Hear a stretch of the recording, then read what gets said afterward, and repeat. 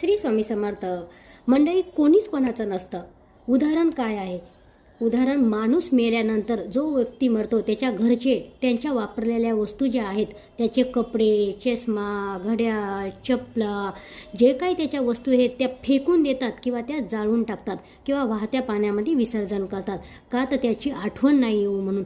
पण त्यांनी घेतलेली शेती, त्यांनी घेतलेला कमवलेला पैसा, त्यांनी वापरलेली गाडी, त्यांनी घेतलेलं कष्टाचं घर, सोनं, चांदी, जे काही त्यांनी कमवलेलं आहे कष्टाने, ते त्यांनी वापरलेलं आहे, त्या वस्तू त्या जाळून टाकत नाहीत, त्या फेकूनही देत नाहीत, ते विसर्जनही करत नाहीत. त्या वस्तू, पैसा, सोनं, चांदी, त्यांनी स्वतःच्या कष्टाने घेतलेलं घर, त्या घरामध्ये ती लोक राहतात तेव्हा त्याची आठवण येत नाही.